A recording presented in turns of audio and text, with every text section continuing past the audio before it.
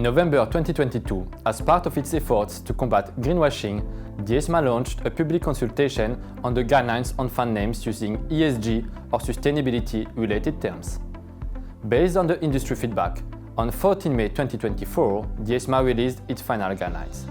The purpose of these guidelines is to ensure that fund names are fair, clear, and straightforward.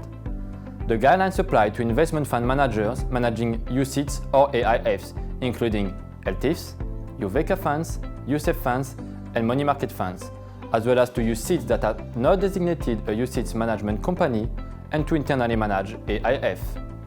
The guidelines apply to investment funds irrespective of whether they are subject to Article 6, 8, or 9 of the SFDR. The guidelines make a distinction between different categories of terms, namely environmental-related terms, meaning any words giving investors the impression of promoting environmental characteristics, sustainability-related terms, meaning any terms derived from the base word sustainable, impact-related terms, meaning any terms derived from the base word impact, transition-related terms, meaning any terms derived from the base word transition, social-related terms, meaning any words giving the investors the impression of promoting social characteristics, and governance-related terms, meaning any words giving investors the impression of a focus on governance.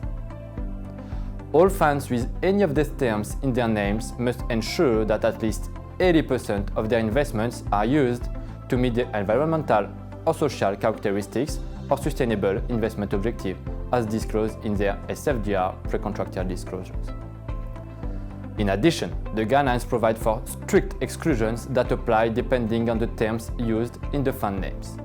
Investment funds using sustainable, environmental, or impact-related terms in their names should apply the Paris-aligned benchmark exclusions, while investment funds using social, governance, or transition-related terms in their names should apply the climate transition benchmark exclusions.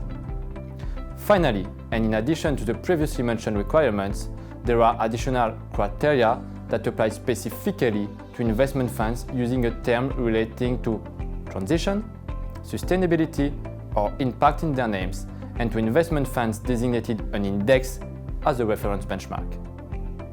With respect to the timeline, the guidelines will apply 3 months after the date of their publication on the ESMA's website. New funds launched after the date of application of the guidelines must comply with them immediately.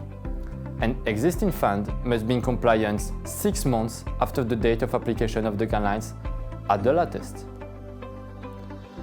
The ESMA expects compliance with the above requirements for the whole duration of the funds.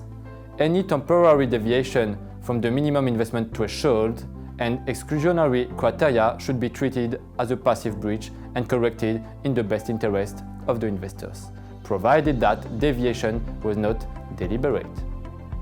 On 15 May 2024, the CSSF issued a press release to draw attention of market participants to the overreaching scope of the guidelines and to highlight that investment fund managers are thus expected to carry out a self-assessment of the applicability of the guidelines to the product they manage and subsequent impact.